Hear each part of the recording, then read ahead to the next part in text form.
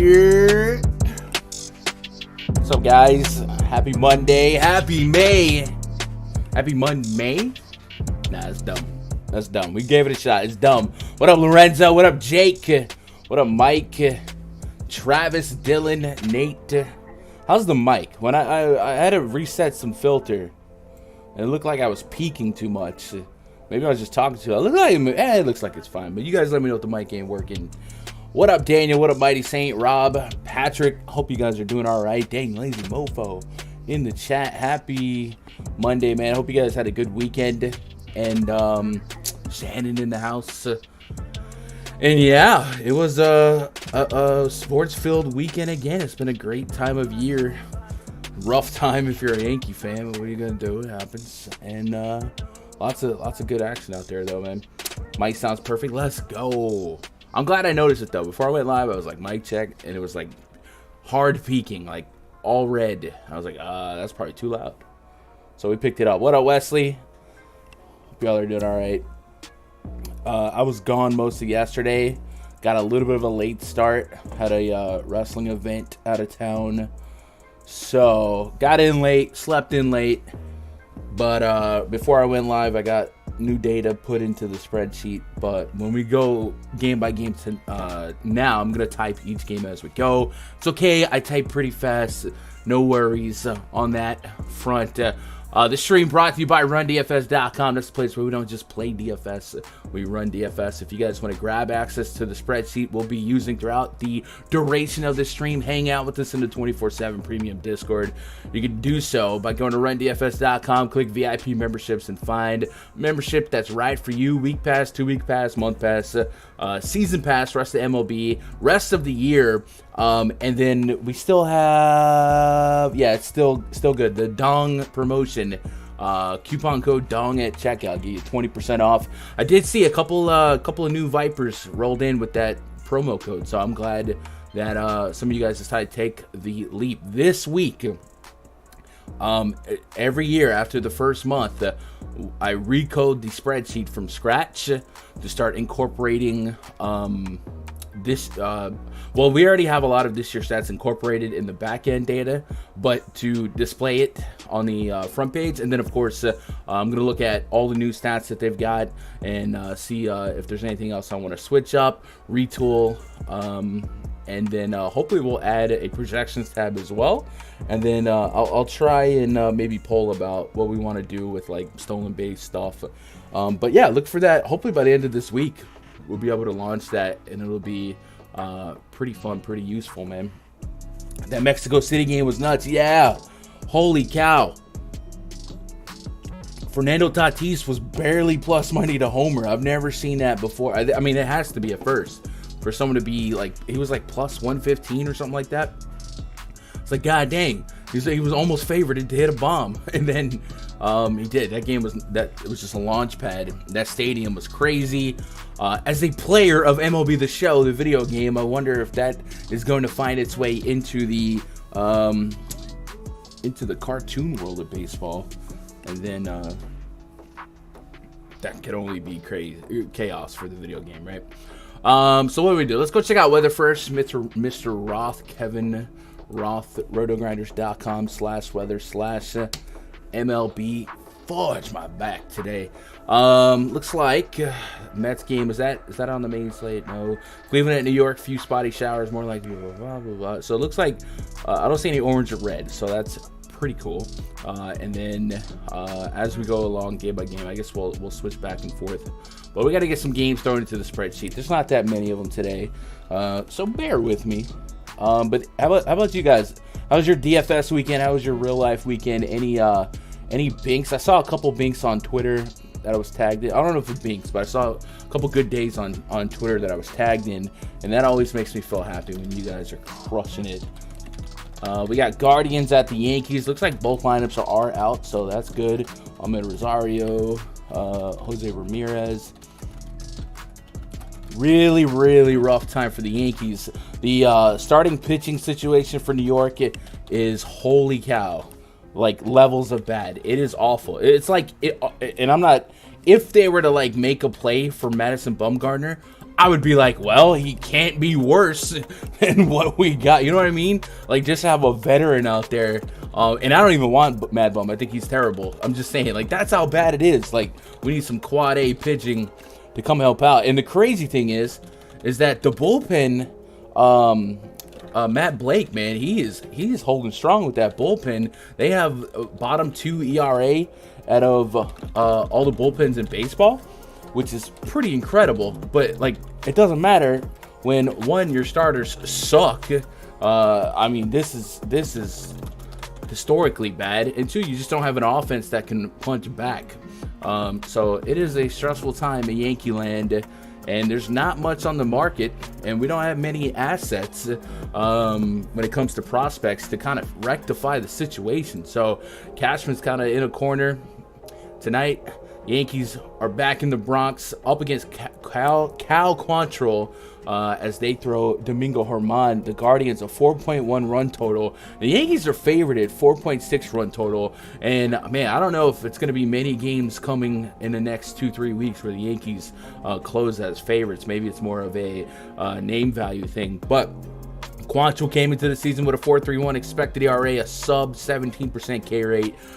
Big contact guy. This Yankees lineup pretty top loaded with Domingo on the bump, and you know Domingo starts can go either way. A 3.78 expected ERA last year for Domingo. Let's start with Domingo. He'll throw some gems where that curveball gets him through, and then he'll throw some stinkers where the curveball gets him in trouble, especially with a lefty heavy lineup that the Guardians tend to put out. Let me pull up chat again.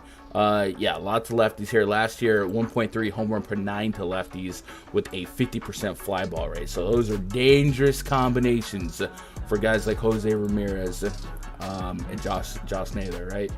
Did I just typed it. Is Naylor even in the lineup?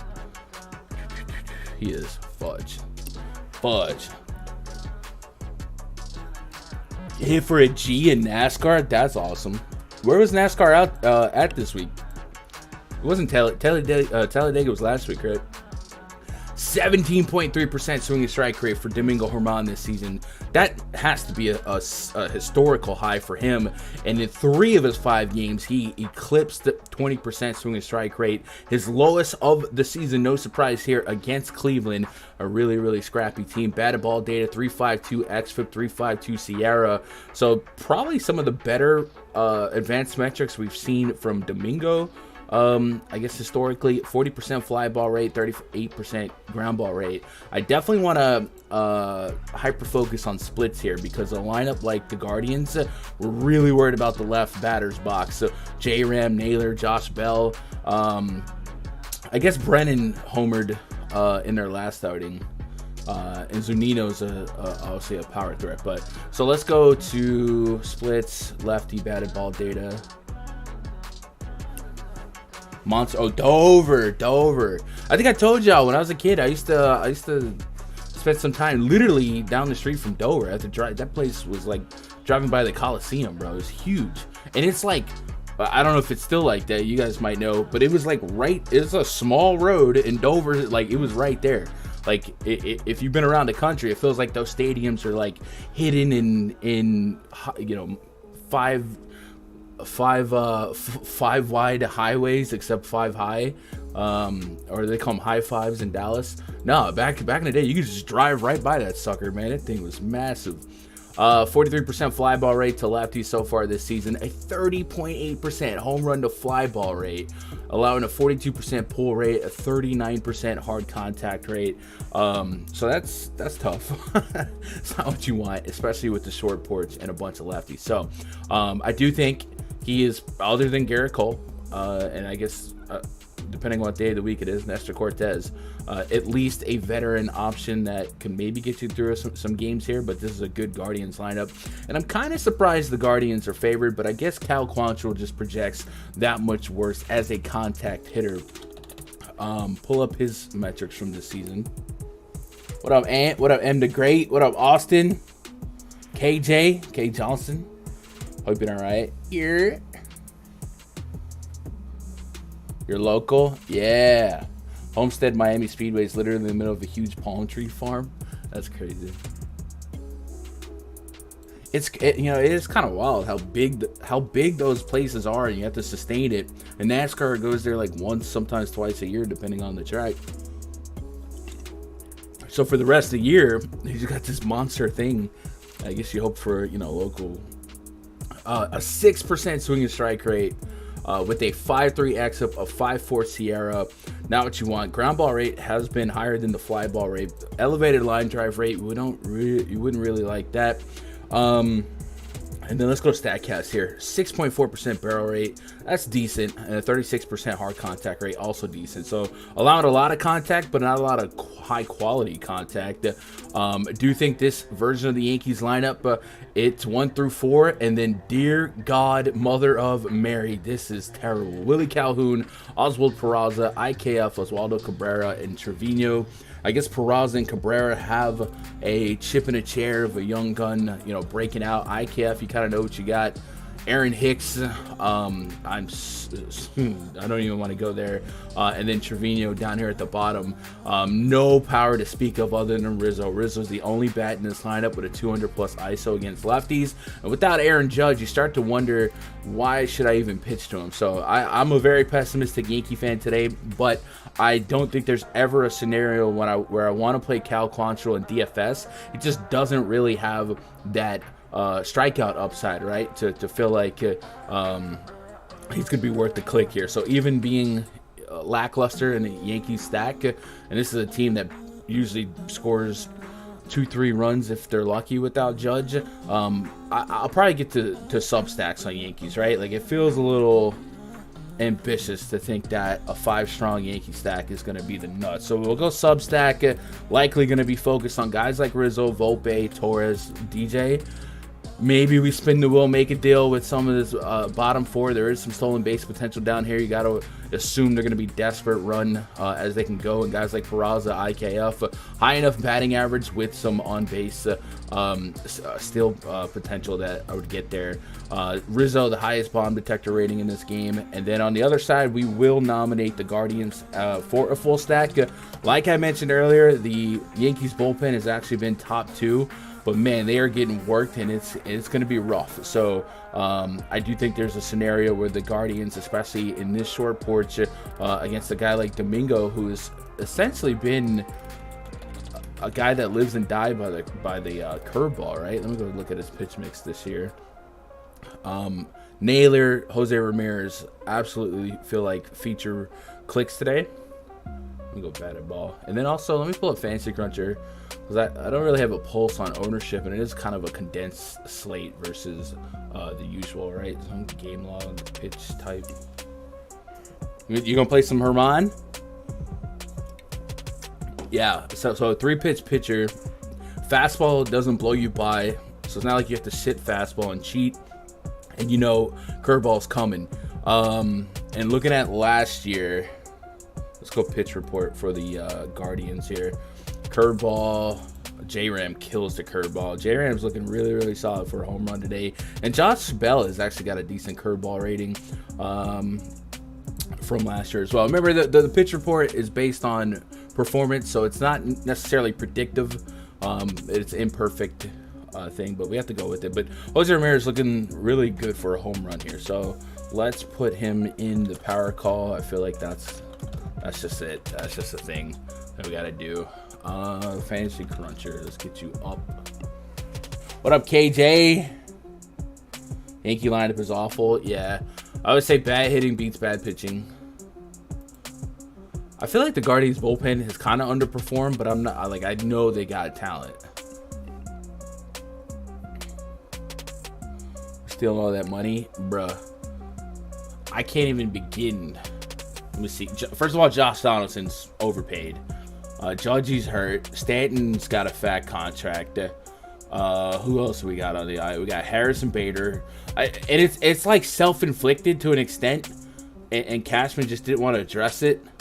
And I'm sorry. I don't need to be ranting about freaking Yankees right now. But it's just like, pay all that money for Rodon, who's been injury-riddled his entire career. Josh Donaldson was the most unnecessary trade in Yankee history. Giovanni Urshela would have been just fine. Judge deserved the bag. Stanton is what it is. But it's just like, man, we just keep loading. And we literally traded Jordan Montgomery for Harrison Bader, who was on the 60-day IL. Like, he was... Oh, stop, chat. I'm sorry. Looking at ownership, Domingo Herman, 1-4 lineups. And then what about... So if he's that high owned, is J-Ram? Jose Ramirez at under 10%? Sheesh. All right, I'll get to... I guess we'll put Domingo. It is a short slate. We gotta... I don't think there's any pitcher that's gonna be like a super lock can't fail, you know? Yeah, probably not. All right, let's do that. Oh, don't break the Rays. Every year the Rays are like... Yeah, we don't even pay our guys. They actually work for free. We give one of them... We let one of them stay in the boiler room here at Tropicana. It's weird. It works though. Cubs and the Nationals, both lineups are out. Dance me, hold me closer. Time to dance, me. Trey Mancini. It's a miracle the Yankees ended the first month with a winning record. And they were dead last in the AL East, right? That division's stupid. Luis Garcia. Oh, is this a double Garcia day? I hate these days.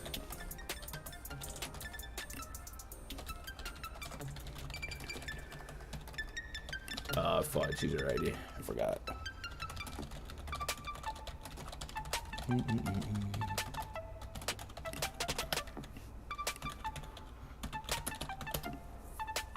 Mackenzie Gore on the bump. Drew Smiley. We got a 4.7 run total for the Cubs, 4.1 for the Nationals. The Cubs with 4.7 is I guess it's top 5. There's a lot of 5s on the board today. I thought 4.7 was going to stick out. Mackenzie Gore's been solid. Drew Smyly's certainly been a surprise, to say the least. We'll start with the Smyly side. I think it's a little bit of luck. But sometimes you need luck in baseball, and I do typically not like to pitch against the Nationals, especially with lefties. They have a 15% K rate versus left-handed pitching this season. That's actually kind of stupid, and Smyly's not one of those guys that I believe in to fish a bunch of strikeouts more often than not. So look at Smyly's numbers this season: an 11% swing and strike rate. That's not crazy. Batted ball data 4.29, Sierra sub 4, cool. Statcast has given us a 4% barrel rate and 26% hard hit rate. So look at his pitch type. See a curveball or two? Yeah, 47% curveball. So he actually reminds me of Rich Hill that one year, where his curveball was pretty hard to hit, and even when you made contact, it was low quality contact. And that's kind of the if the Nationals created a garage band, it would probably be called low quality contact. Hello, Cleveland. We are the low quality contact. I can just see. All right, let's see. Curveball has a 165 expected slug. That's incredible. A 36% whiff rate. So it's actually not that bad of a pitch. But I just really don't trust this lineup to pop a bunch of Ks here. Let me go back. I'm going to double check that this 15% K rate is accurate. Like, that's such a low team number that I almost don't believe it. But I'm pretty sure I just updated stats like 40 minutes ago. Well, we'll see what else they are in ranks in terms of a team against lefties. So let's go to advanced.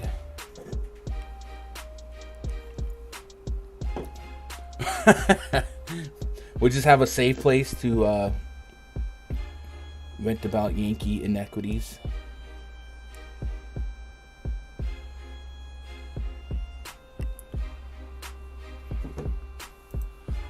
Sort every team by K rate.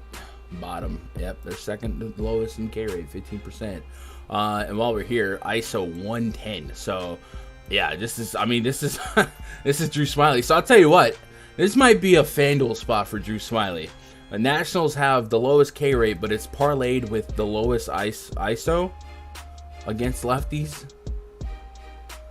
And WRC plus wise, 108. So they're actually above average in WRC plus. Is that because of an average? I guess OBP is 354. So they're 6th in on base percentage, but they don't hit for power. So this could be a sneaky Fanduel spot where he might get into 6-7 innings because his pitch count is being preserved by quick pitch at bats. 8,900. And then because of their lack of power, I can't really get behind the Nationals full stack. So we'll go Nat sub stack. We'll put Smyly down, and I'll probably say Fanduel, hoping we could fish a quality start.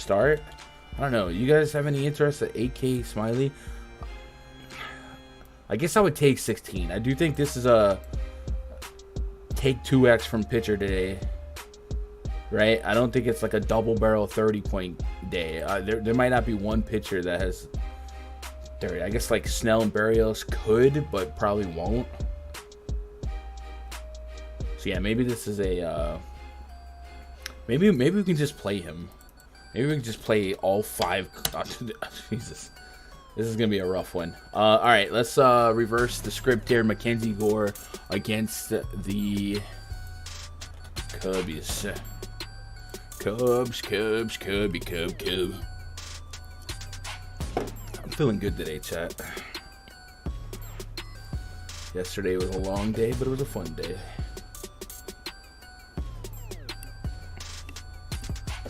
14% swing strike rate for Mr. Gore. 3.51 xFIP, 4.1 Sierra. Ground ball rate really good, 51%. Hard contact rate really good at 25%. Statcast is giving him a 3% barrel rate. really good, 36% hard hit rate. So I talked about this the other day. Mackenzie Gore, I think it was like CJ Abrams, I forget who else, but those were high prospects that were packaged together for Juan Soto. So while they were rough out of the gate, and the same with Josiah Gray, he's, you look at last year versus this year, you're seeing some evolution. These guys are going to become, hopefully for the Nationals' sake, fixtures in their franchise for the next 5-10 years. So seeing this progression for Mackenzie Gore, it's the natural arc, right? So I do think I want to get to some Gore in this spot. Let me look at what do we want to hyper focus on? I guess his stats against righties. There's only one lefty, and it's Belly. So last year against righties, a 263 average with a 418 xFIP and a pretty elevated line drive rate at 25%. So let's look at this year, see if there's any progression. 23 innings of sample size. That's about as good as it's going to get in terms of sample size a month into a season. 28 strikeouts in those 23 innings. We like that. 165 average. That's beating last year's mark by 100 points. So that's good. Maybe his BABIP's a little on the lucky side. Let's see, BABIP against righties 255. So it's a little bit lucky, but like I've seen worse. 571 BABIP to lefties is kind of crazy. And then a 2.9 xFIP. So we're seeing improvement on all of the numbers. That 2.9 is a whole point better than last year. So Mackenzie is making the right strides. So I do like the thought of Mackenzie here. He has a 32% K rate as well against a lineup chock full of righties. Now there's not a lot of massive K potential in this particular lineup, at least not in the individual player against the hand in this pitcher, right? Nico Horner, sub 11% K rate last 2 years against lefties. Suzuki, 16%. Yan Gomes, 16%. Nick Madrigal, under 8%. But it is kind of playing to his favor. There is some big ISOs in the bottom of this lineup. You can kind of counteract the Wisdom one with his 40% K rate, and the same with Nelson Velasquez. So I kind of like the thought of Mackenzie Gore. I love that DraftKings price. What are we getting on ownership? 27% on DK. So that's number 3. But that's almost 25, almost half the percentage of Blake Snell. And I don't know what the field's got to do to learn about Blake Snell, but it seems like every 5 days he's the highest owned pitcher, and it's just like it's not good. So I think I'm gonna go Mackenzie Gore tier 2. Any pushback, speak now or forever hold your peace. 31, 17, 21, 21. Yeah, I like it. And then would there be any merit into Cub stack on this slate? Absolutely, especially with a couple of high OPS, high bomb detector grades. Patrick Wisdom, Nelson Velasquez have decent numbers, but a lot of this stuff, the bomb detector is a 2-year rolling sample, right? Because you can't just rely on a small sample. You want a little bit larger for more like I would say, I don't know, for just a better expectation. So if we were to shorten the sample size that the bomb detector is looking at to like just this season, I can't imagine anyone would have over a 3.5 rating in the bomb detector. So Nat's bullpen, is that a weak enough hole that we want to, let's see, pitching, or yeah, Nat's bullpen. Let's go team stats, relievers. Snell walks are crazy. Yeah, Snell's just been not good all the way around. And I don't think he's washed and he's going to be bad forever. But it's incredible that, like, there's not really many redeeming qualities for him this season. And he's still maintaining this crazy amount of ownership every week. So it's like, for me, it's the easy fade. And we'll get to that game in a second, because the Reds don't strike too much fear in me. But if I can give the field, 50, if I can give half the field this guy and just hope he's mad average. The only thing is, I think today mad average just might be enough, because there's not just like a lot of craziness. So where are the Nationals in bullpen? We'll go with bullpen xFIP. Oh, they're 4th. So I guess if the Cubbies did get through Gore fast enough, there's the 4th worst xFIP out of the Nationals bullpen. Pretty low K per 9. 1.31 whip. Jesus, bro. Look at the White Sox. The whip out of those bullpens is almost astronomical. So yeah, I guess there's a case for some from Cubs. And if you're a mass multi-entry guy like me, if we're being honest with ourselves, we're probably stacking every team. But I'm just trying to think from as tight of a scope as possible for like displaying, I guess, how I would approach it in maybe 20 or 50 lineups. Teams that I don't really like but can see a couple of bats come through, we'll nominate them as substack. Usually means 2 or 3 guys from them, and then the full stack means, in a DraftKings mindset, I would get to 5 players from that team. So if we're running run 50, we're probably just full stacking every team. But just from a tighter lens, that's how I wanted to display that. Anything that we didn't look up from this game, I think we got both pitchers down and all lineups confirmed. So let's move on to Fenway, battle of the mid-range AL East teams. Boy, I hear the earth shaking out there. SpaceX must be testing. All right, we got George Springer, Bo Bichette, Vladimir Guerrero, Matt Chapman. He's got a fast car. Oh, we should start getting player of the month information, huh? I thought Matt Chapman might have a great shot at being player of the month last month for the American League, at least for MLB The Show standards, because just a crazy hit for average month, and that's not really Matt Chapman's game historically. So incredible strides forward for him. Red Sox for Dugo, Masataka Yoshida, Justin Turner, Rafael Devers,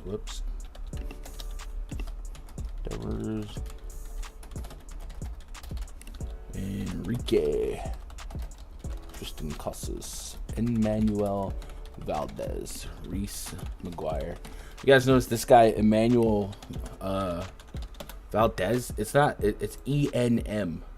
And I noticed that the other day, and I was like, man, it took me a minute. Kike, do you love me? All right, Blue Jays run total 5.6. Red Sox 4.6. So Blue Jays, one of the larger favorites on the slate in a hitter-friendly Fenway Park against hitter-friendly pitching out of Boston. So let's start there. I don't even think we really have to dive into it. We know we're going to get to a 5-man Blue Jay stack in Fenway. It's just going to happen. Red Sox, actually, we still got this bullpen tab open, right?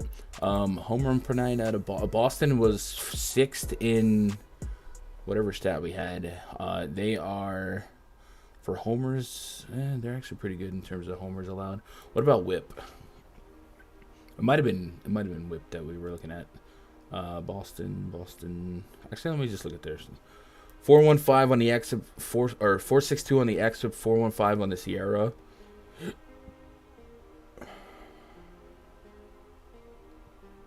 1-2-3 whip, 21% K rate, not great. Yeah, they're very beatable, especially in a hitter-friendly park. So let's go look at Kluber specifically. The F was that? Are you doing more content on Stochastic? You hammer Fanduel like Terry and Rin? Man, I appreciate that. I'm a contractor, so whenever they got a spot, they're like, yo, Gun, can you do this day? I'm like, of course I can. So I can't, right now, I don't know when my next show is, but I'm still, whenever they want to tag me in, I'm there. But if I'm not over there, we try to be over here every day. Usually around 2 to 3 p.m. Eastern. I think this 3 p.m. Eastern or 4 p.m. Eastern spot has been pretty good to us lately. 11.6% swinging strike rate for Kluber this season. 5.61 on the xFIP, 5.03 on the Sierra. Last year, Kluber dealt with a 117 home run per 9 to righties, and a 1 to lefties. And I think this year we've seen that regress even further. Let's go to StatCast. A 10.5% barrel rate and a 40.8% hard hit rate. So all that, not what you want. Hyper focus on the splits here a little bit. We know that the Blue Jays lean a little bit more righty heavy. with Dalton Varsho, Brandon Belt, and Kevin Kiermaier as your lefties to kind of split it up. But, man, you get righty right out of the gate. That's a bar. So we'll look at Kluber against righties. He has a 2.5 home run per nine to righties. Yikes. Both sides of the plate giving it up, right? So let's get the batted ball on that. Against righties. You know, that's actually kind of crazy. He's at 59% fly ball rate to righties.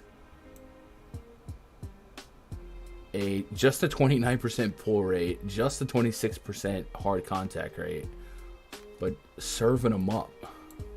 How many homers has he allowed? 3? Is it? I mean, I guess it's just not that many innings, right? But I mean, those numbers aren't screaming a home run pitcher. You know what I mean? Low pull rate, low hard contact rate. The fly ball rate is pretty doggone high, especially for like Fenway. I'm curious. Let's go pull up Kluber. We got time today, right, chat? We don't need to. We can nerd out a little bit. But his xFIP and Sierra are dog water, so like he sucks. There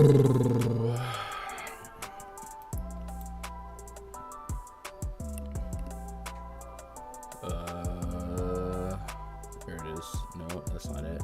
Wait, what? There it is. Expected slugging, 624 on the cutter. Yikes. 799 on the sinker with the 864 actual slug. So those are problems. Last year, sinker had a 471 expected slug, so he's lost a lot of potential in that pitch. And the curveball had a no, not the curveball, the cutter. The cutter had a 432. So his cutter and sinker this year are not as good as they were last year, which is kind of unique. He's actually added more spin to it. I've been seeing more spin throughout the league, so I think this secret substance that they got together and built is it's just being allowed, except if you're Max Scherzer.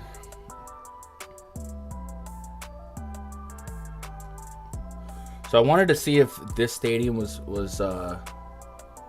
being unlucky to him. It's actually almost lucky. 6 homers if all of his games were in Fenway. He's allowed 7 on the season, and in pretty much all but a few stadiums, it would have been 6 or 7 straight up. So yeah, he's in line to get got here. So we're gonna go Blue Jays full onslaught stack, and then Berrios. I've been backing up Jose Berrios this season.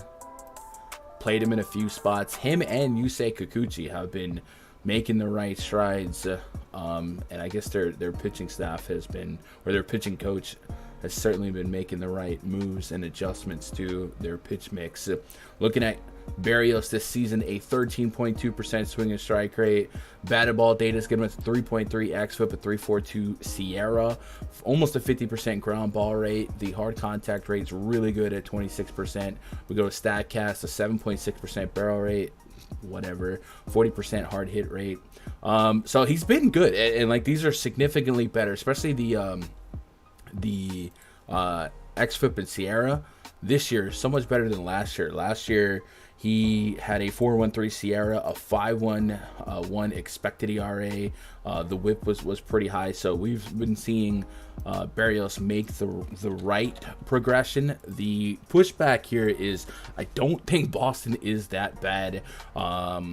So if he were to get got here against a scrappy offense in a hitter-friendly park, it wouldn't surprise me. But I'd also remember to keep our information here in the back of our head and not give up on him next start. Last 2 starts, 7 innings strong against 2 struggling teams, especially the White Sox. They haven't won a game since the Reagan administration. It's been a minute.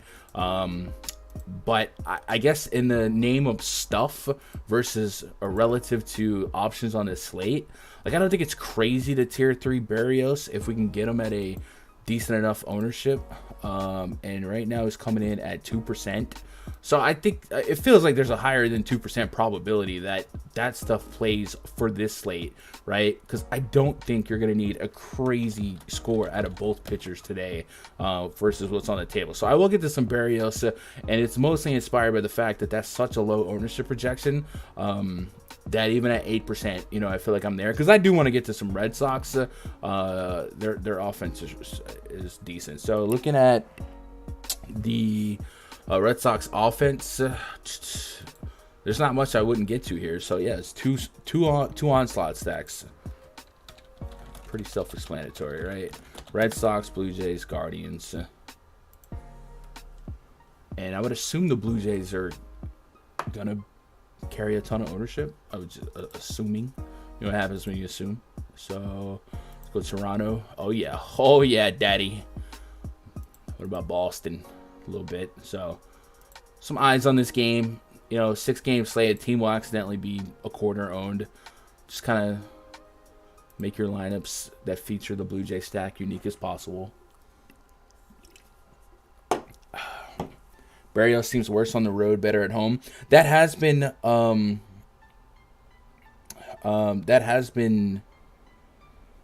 something we saw in Minnesota. And I think it's fair to assume that he'll be worse in Fenway than Rogers Center. But it's such a low sample for this season that I don't get there. But yes, historically, even when he was on the Twins, notice that he was pitching worse on the road than at home.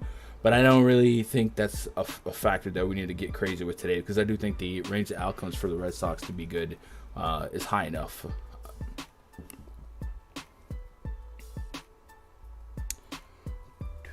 Jays and Padres talk 1 and 2.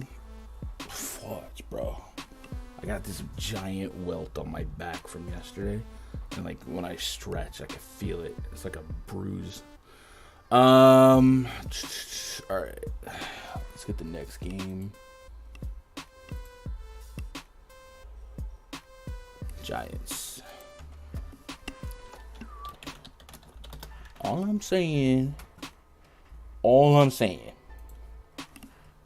is it would be really cool if a bunch of y'all just hit that thumbs up button. You know what I'm saying? That's all I'm saying. Jock Peterson.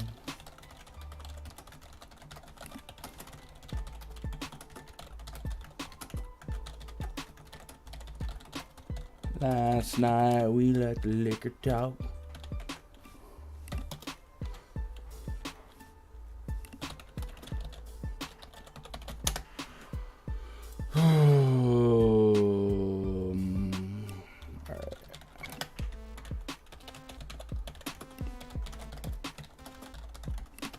Fudge, man. This keyboard's too small for me.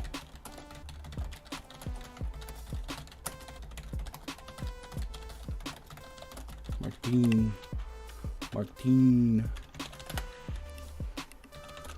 And Luis Garcia.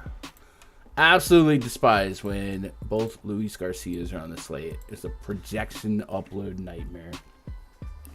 Giants 3.7 run total. 5 for the Astros. Ross Stripling on the bump for El Gigantes.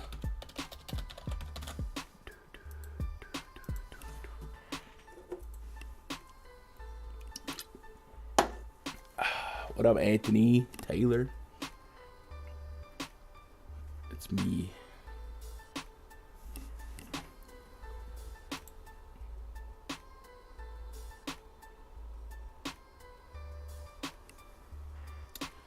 Ten and a half % swinging strike rate. 436 xFIP, 438 Sierra Statcast. 15% barrel rate. Now what you want? 44% hard hit rate. Let's split that up. What did he come into? He came in with a home run problem to righties. Last year he kind of lowered the home run per 9, but like if you look at the batted ball data, I guess there's like a 5% drop in fly ball rate. Actual higher. So maybe he was a little bit lucky last year. We can look at that as well. 6 homers to righty so far. Good lord. Yeah, regression catching up to him. Batted ball data to those righties so far: 42% fly ball rate, crazy pull rate, crazy hard contact rate. So right-handed bats against Ross Stripling, yes please. And lefty. I mean, I'm not gonna say no to Alvarez and Tucker. Out of curiosity, what happened last year with Ross Stripling's home runs? Because it doesn't look like his batted ball data was different. It looks like the results were different. So I want to see if it was a ballpark thing. I guess we could have looked at home run to fly ball rate percentage, but also I don't know. This is not Ross Stripling, is it? Wait, is it? Do they not?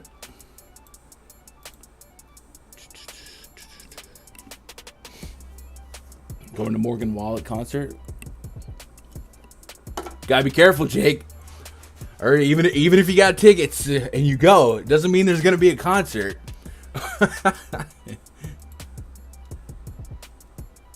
I'm sure you've heard about that, right? So, expected home runs by part. Is there a reason that it's only showing this year for him? I wonder. Usually it'll show others. All right, I guess we'll whatever. For whatever reason, his home runs last year were a lot less. So let's look at what can we do to whatever he did. Last year, it feels like he was lucky on the home run to fly ball percentage versus career stats, with the batted ball data being essentially the same. So he can get got, righties especially, but the Astros are in a really good spot. The Giants are limping back from Mexico, weird series there, coming back from the Mars and moon altitude to Earth here. So like the Astros offense without a doubt. So we'll nominate them as a full stack. And then with Luis Garcia on the bump. Oh, fudge. Do we have to do this? Let's check.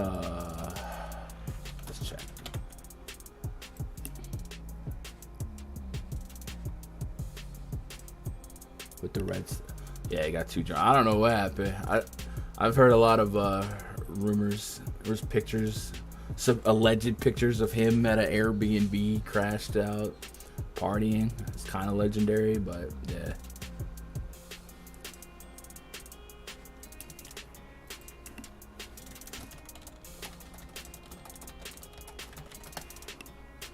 He's like I do like his music though. I'm missing out on like all the things that he's getting canceled on, but you know.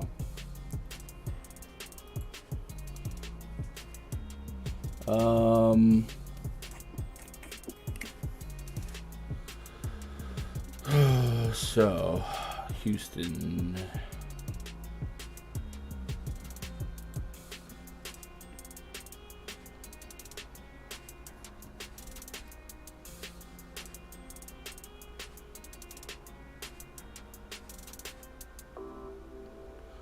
%, swing and strike rate this season. Let me look at last season real quick. 13%. Yeah, it's... Sometimes I get crazy mix-ups on the data import when it's yeah, this is it. All right. So far this season, good swing and miss stuff. 61% first pitch strike. Batted ball data, 419 xFIP, 406 Sierra. Not great, but certainly could be way worse. Extreme fly ball pitcher versus yeah, 28% line drive rate. So good strikeout stuff. Looks like a little bit of a home run risk as well.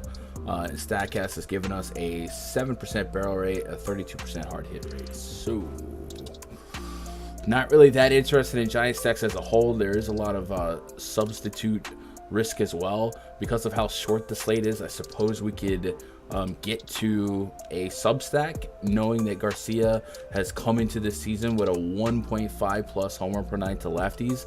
Lamont Wade, Jock Peterson, even Conforto, guys that we could throw in that substack. So let's do that. And then Garcia, with that swing and miss stuff, Giants have to recalibrate from from the altitude. They coming into this game with one of the highest team strikeout rates, if not the highest, right? Let's go see if that's adjusted over the weekend. But team stats. What up, Fanatic? Hope you're doing all right. Yeah, Snell's walk rate is crazy. K percentage overall. Giants have the highest overall K percentage. We split that up against righties. Let her rip.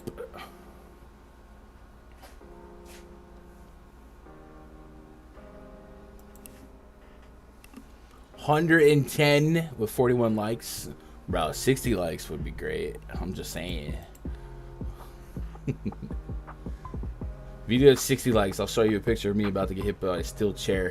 26.5%. Yeah, so they lead the league in K percentage. Also have a 126 WRC plus. So looks like a good risk reward spot for Garcia shares and Giants shares. Garcia's number 2 in ownership, so there's no secret about that. So I guess we'll just slap him in the tier 2. Luis Garcia. So Giants here, Astros here. Seems apropos. And let's go to the next game. Reds and Padres. We only got 2 games left. 9:40. Reds lineup already out. Jonathan India, Spencer Steer, Stuart Fairchild, Tyler Stevenson, Henry Ramos, Kevin Newman, Nick Senzel, Jose Bernardo, Luke Male, Luke Weaver on the bump. They spelled Nick Senzel wrong. Fudge, man. I tell you, my hands are too big for these mortal keyboards. Padres. Fernando.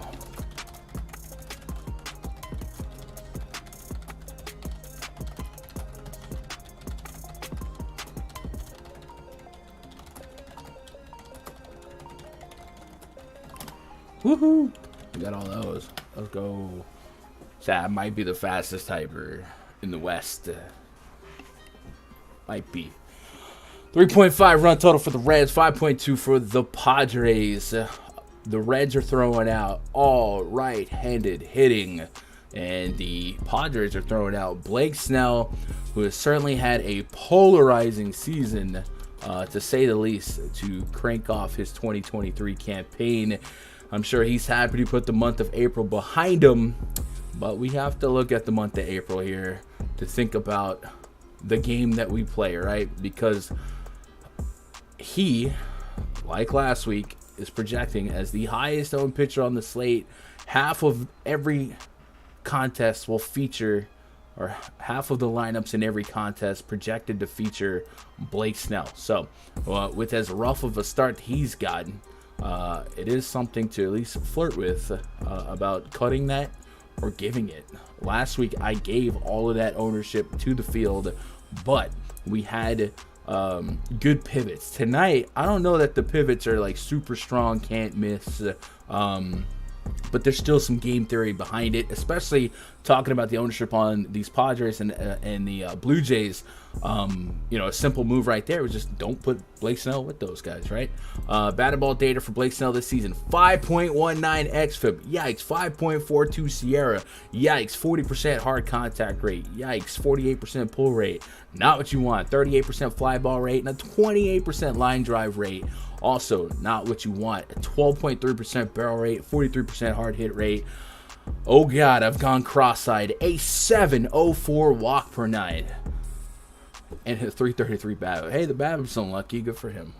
So there's not much you can say in defense of Blake Snell other than he's not this bad, right? He's gonna get better, you would think.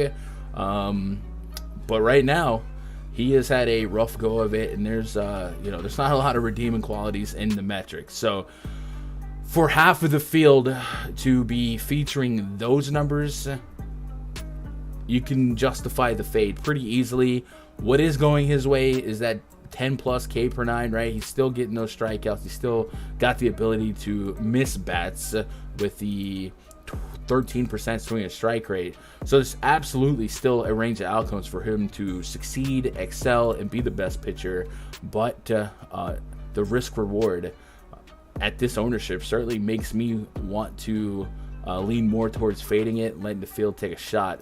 With that said, Cincinnati Reds, they don't play a great brand of baseball, but they also don't strike out a lot. This version of the Reds lineup, only Stuart Fairchild and Jose Barrero have a K rate above 20%, much less, like 25% against lefties. So kind of a scrappier lineup that they put together here, kind of reminiscent of the aforementioned Nationals, where they don't hit for much power, a little bit of average, and just a lot of low K stuff. So I'm fully understanding of any decisions you guys are game to make here. How are they? I don't know. It's like, is there justifying? I guess if we're thinking about the fade here, might have to think about the red Substack. It's a scary spot, but sometimes I gotta make some of these bold decisions. So let's go teams against lefties.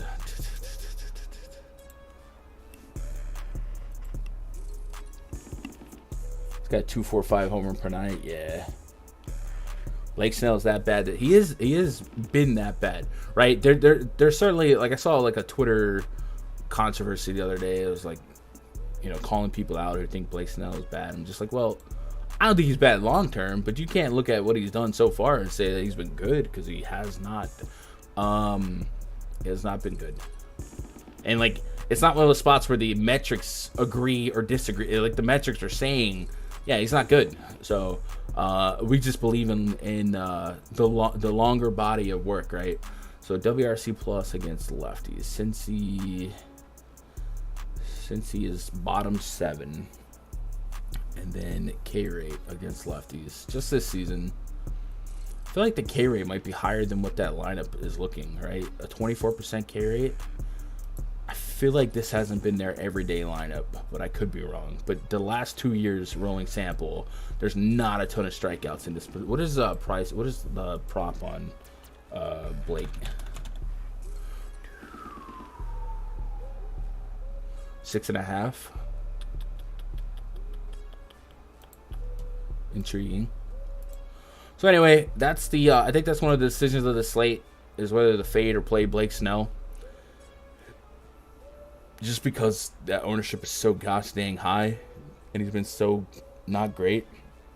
The price is more tempting than usual, and it is, like I said, I think on this slate more than last time that Snell was chalked. 16 out of Snell might be enough to be in the winning lineup, if that makes sense, right? So unless you are kind of bracing for a full implosion, which is certainly possible, if he ends with around 16, it may not matter, because I do think pitching is that rough. So something to think about. Don't really have an inkling to get to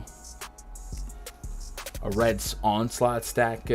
Maybe we can nominate a sub stack later, but I'm gonna keep that off the board for now. And then Padres against Luke Weaver, coming back from Mexico.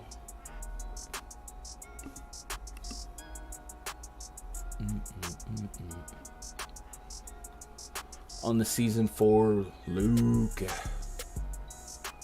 15% swing and strike rate. That's pretty good. 4.1 xFIP, 3.5 Sierra. That's, you could do worse, right? On this slate, you could do worse. Fly ball rate, 53%. Ground ball rate, meh. StatCast has given us a 23% barrel rate. Yikes. With a 63% hard hit rate. So that escalated quickly. It is a 2-game sample. Let's go back to batted ball. First game was good, last game was bad. So the Rangers game got to him. And it's only a 2-game sample. So maybe we lean a little bit more on what we know from Luke last year, and that was a 5.45 expected ERA, 3.64 Sierra. It's always weird when you get pitchers with that much of a difference between like xFIP, expected ERA, Sierra. He had a 182 whip last year in 35 innings. What was just ridiculous average allowed? 357 average to lefties last year, 318 to righties, and crazy high line drive rates in those 2 seasons. So line drive rates with that barrel rate being so what it was in short sample, I would imagine his line drive rate is still in the high 20s to 30s. It's not. It makes no sense. So he's been bad, and that Reds bullpen is actually surprisingly not bad. What is that about? I just assumed that they were terrible, but their bullpen plus stats are actually kind of surprising. The Padres coming out of Mexico. In Mexico, maybe, how do I say this? If you remember the Padres before the 2 Mexico games, they weren't dropping 10 a night, you know what I mean? So did they go back to their old ways, or was that trip enough to kind of spark it? Let's go bullpen Sierra. And Control F. Cincy's top 8 in both. Like, man, am I sleeping on Cincy? Who do they have? They have is it Alexis Diaz, Edwin's brother? They have a 26% K rate. They're 8th in overall K rate. Walks are not what you want. BABIP is just fine. 408 xFIP. 128 on the whip. Maybe they're overperforming, but I'll tell you what, that's better than what I was expecting pre-flop. Let's see, who we got in that bullpen?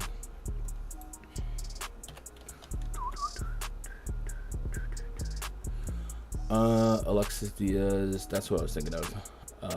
Jesus. Man, they had to use a lot of guys yesterday, huh? Alex Young might come out, a little lefty. Fernando Cruz. I'm not familiar with most of these names. I know Lucas Sims. I think he was a starter for Atlanta at one point. No Buck Farmer. He's been around. I remember him from the Tigers. Alexis Diaz. It's Edwin Diaz's brother. Good for them. Good for them. We have to stack the Padres, though, unfortunately. Or fortunately, whatever. But did we... Earlier, you guys said that the Padres are looking like a chalk stack. So let's see. 20... Yeah, a little bit. You're not telling not as much. Like, it's pretty Tatis and Soto heavy. So it feels like the Blue Jays are the highest on stack. So it's not as bad. The damage isn't as bad as I thought it was going to be on them. But we'll throw them in the full stack here. And then we'll let, hey, Blake Snell's a decision. If I didn't know that it was 50% out, right? If we were going into it blind, I feel like I would probably want to be around 15 to 20. But now knowing that he's at 50%, I do kind of get that on a slate like this. Got to make 1 or 2 drastic decisions, or that I feel inclined to make a drastic decision aggressively. And I certainly don't want to go over the field on him. But like I said, I think 16, like if every pitcher on the slate scored between 16 and 22, I think they're all live the way baseball works. So the pressure to fade him here is not as strong as usual. It's funny saying Mexico games are going to affect Giants Fest. Nobody thinks the Padres are going to be impacted too. Yeah, so what is the thought behind that? That they go from altitude and then the jet lag and then different, I don't know. Because you hear that with cores too. But yeah, it is selective reasoning. I'm not really factoring that into any decision making here, but you know, it's not a thing. I'm more so saying that the Padres before that game were not putting up a ton of runs per game, right? They were kind of cold. So then you put them on the moon in basically Great American Ballpark on the moon, right? And then they start putting up runs. So what up, Caleb? What up, Darius? What up, Andy? Hope you're doing all right today. We got one game left on the docket. Take a pause for the cause. If you guys want to hang out with me in the Discord all day, every day, rundfs.com. Go to rundfs.com, click VIP memberships, find a pass right for you. Coupon code DONG, D-O-N-G. Check this out. You click that season pass, they get you locked into October. It's not just baseball. You'll have the first month of football as well, and then we do a little NASCAR here and there. Coupon code DONG will get that from a $2.99 sticker tag to $2.39. And then on top of that, each membership comes with a credit towards Fantasy Cruncher. You link your account, so you'll get a $100 credit towards a Fantasy Cruncher sub. So you rebate that down. It could be like a $139 package because you're going to want to use Fantasy Cruncher anyway. So check that out. Good way to support the stream, the site, all that good stuff. And then remember, this week, launching the new spreadsheet, the 2023 spreadsheet that I got some tricks up my sleeves, right? It's gonna be fun. So go check that out. And then when you do upgrade, and it doesn't have to be, you could get a week pass, test it out. Click VIP portal, link to the spreadsheet, and a link to the rundfs.com VIP Discord. You jump in there. Usually I'm here in the voice chat. Probably after the stream, maybe. Yeah, after the stream, I'll be in there, hanging out till lock. Usually pretty laid back, Cadillac Jack, good vibes, and sometimes we'll watch the games. I got a lot of working out to do the next 2 weeks, so maybe I won't be able to hang out too much, but I don't know, maybe we'll see. Go check that out. Promo code DONG sounds like OnlyFans promotion. I was running out of promo codes.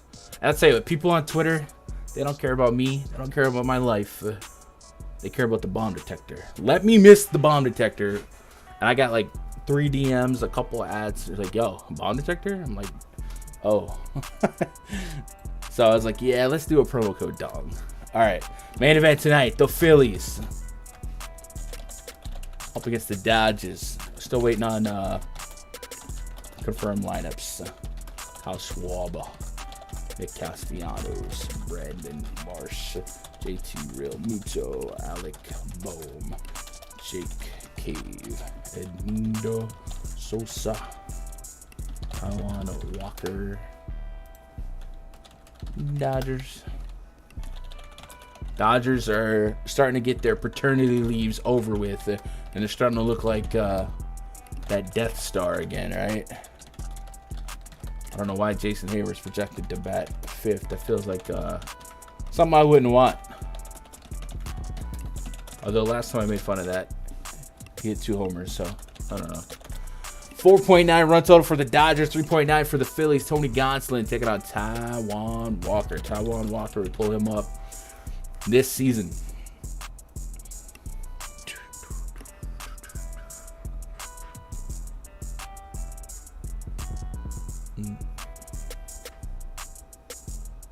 Dang, he's been around since 2013, huh? He's been around for a minute. I forgot about that. Yo, didn't he have a brother? I want to say Taiwan Walker. Did he have a brother that pitched? Or am I tripping? I want to say the Diamondbacks. Or was that him on the Diamondbacks?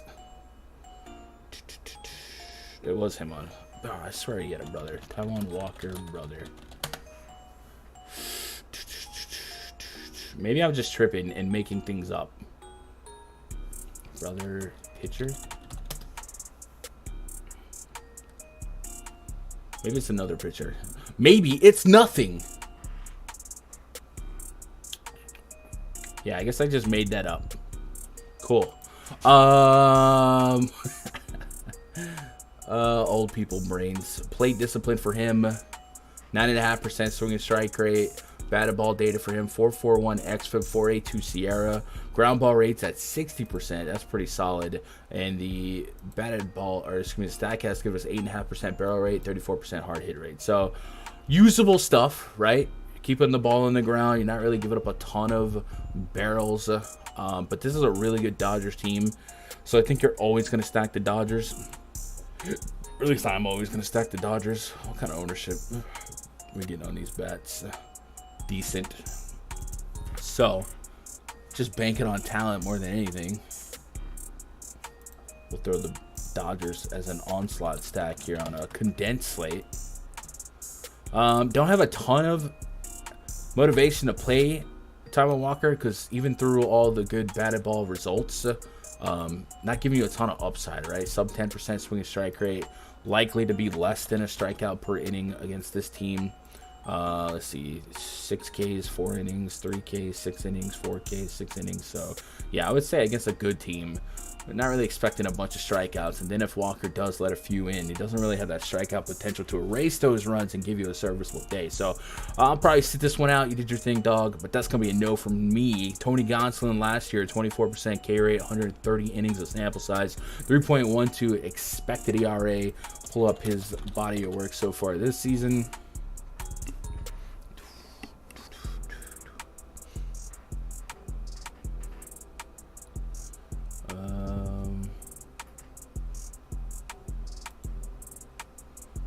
Game log that. Bro, I can't get over this thought that Walker had a brother in the league. It's like bugging me. 9% swinging strike rate for him in one start. And that was against the Pirates. 6.43 xFIP, 809 Sierra. So not what you want. Did he have any like minor league starts? MLB.com.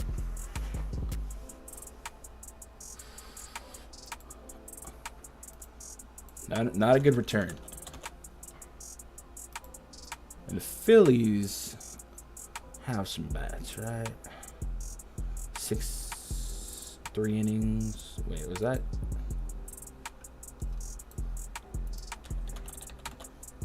Don't remember everything we said, but we said Blake Sabol.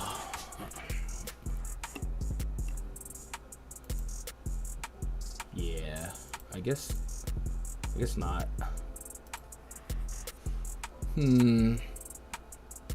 He had to have. There has to be something in the minors. There has to be. Christian Walker and Taijuan Walker brothers. Stop it, Willie. Stop it.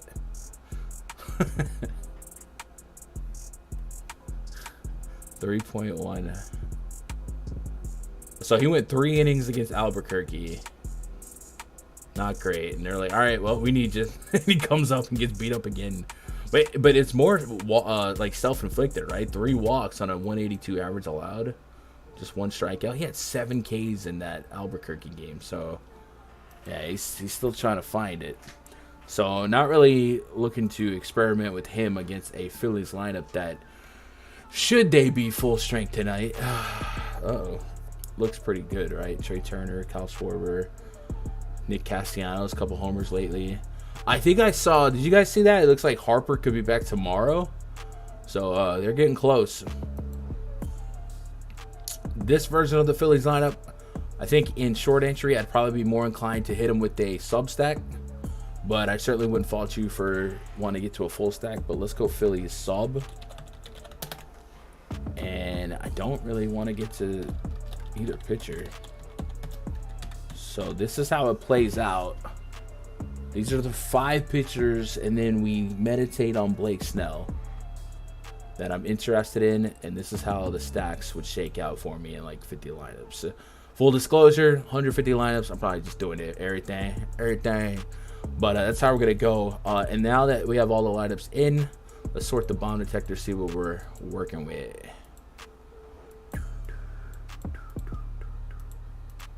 Looks like Matthew Carpenter at the tippy top. Yordan Alvarez, Rafi Devers. Ooh, Devers against Berrios. And then James Outman. Like that. There's a couple 4s today, guys. Joey Meneses up there. Talked about that matchup. Manny Machado, Blake Sabol. Last night.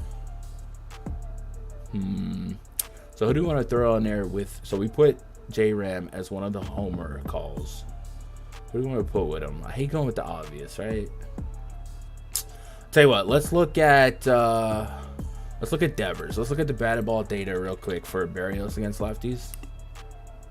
What up, Trey? Hope you're doing all right. Antoine Walker is related to. Maybe was there another series of brothers that pitched back then, man? I swear, man, it's like after the stream, I'm gonna look it up. So I must be getting them confused with another like set of mediocre brother pitchers. I swear it was Taiwan though. Here, what up, J. Cole? Jermaine, Cole, Young Simba, Mr. Nice Watch. Man, this ain't even me, dog. Oh, it's so good.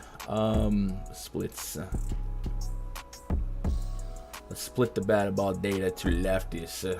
Let's see if we can co-sign a Rafi Devers home run call.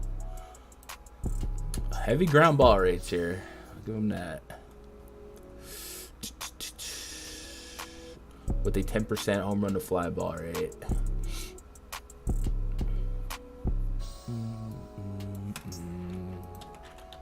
Bomb detector likes Rafi.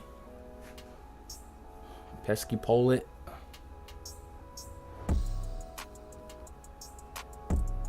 Like I said, Barrios has made a few adjustments. What is the what's the biggest adjustment for Barrios this year? Did he stop throwing some pitches? Like I think Kikuchi just said, "Yeah, I'm done with the cutter." Right? Has Barrios made a similar move? Barrios this season, fastball, curveball, changeup. Last season, same thing. I don't know. All right, we'll do some more work on that. I do like the thought of James Outman as well. Because Walker, last year, over a home run per nine to lefties. Outman has just been really good. What I love about Outman is his barrel rate. Like, every time I throw more data into the spreadsheet, I'm like, oh, Outman's going to start regressing. Nope, his barrel rate just stays up there. So that's why I would easily have him, like, batting above Hayward. So if you can, and Muncy's been locked in. So if you can give me Betts, Freeman, Muncy, Will Smith, James Outman is like a 5-man stack to start spinning the wheel, making a deal with, man, that is such a strong core for a DFS upside. So I do like that. But we'll meditate on it a little bit. I guess Devers feels too chalky to call, right? The Carpenter's up there. Old Carp. What up, Doug? Man, I appreciate that, Doug. Basketball will be back sooner than later. October is only 5 months away. Stack Reds minigun can feel it in my bad knee. Hey man, I get it. That's double the leverage, double the fun. Going against a 50% owned pitcher. Who would you get to against a lefty guy like Snell? First of all, like there's I think even if the Reds succeed, it doesn't mean that they hit a bunch of homers, right? I could see him walking the bases loaded, and then a line scraper double clears him, and then you're just like kind of getting the dollar store version of 5 runs, you know what I mean? So that's why, like, even fading Snell, I'm not like locked in. But I guess Spencer Steer, Stuart Fairchild has the highest bomb rating. It's not a high quality contact team, but I dig it. All right, chat, you guys got anything else for me? Questions, comments, concerns, anything you want to look up? We'll give it a shot. If not, just hit that thumbs up for me. If you're out there, you're lurking, you like the vibes, hit that sub button. I'm on Twitter, twitter.com/Gundacker. You can follow me, tweet at me if you got any questions. This is not my Twitter. What is this? Here we go. That was weird. You guys see a picture from me last night? Wait, oh, this is the Run DFS. How the heck did that happen? Now, wait a minute.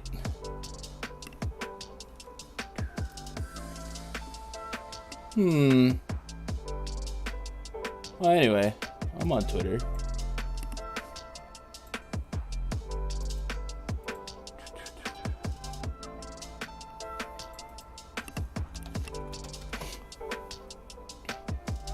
Dude, did I tweet out I didn't tweet from a wrong account, right?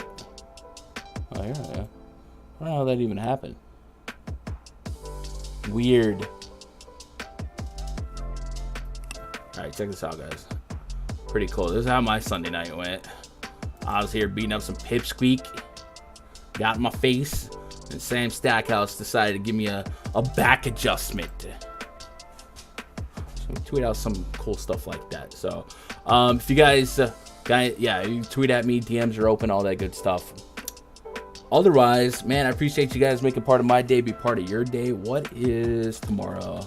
Are we doing another regular week of stuff? Tomorrow, yeah, it looks like we might get... we have seen them start these main slates at 5:40, but they could also just go regular. So we'll be back on the air sometime tomorrow. Definitely in the afternoon. Wednesday, same thing. So we might have a full week of... it looks like Thursday is going to be off. So we should at least do tomorrow, Wednesday, and then maybe Friday. Definitely Friday, right? That's it. I appreciate you guys hanging out with me, making part of my day, be part of your day. 3 things: thumbs up, like, tell somebody you love them. I love you guys. Hope you crush it tonight. Good luck. God bless. And go win some money.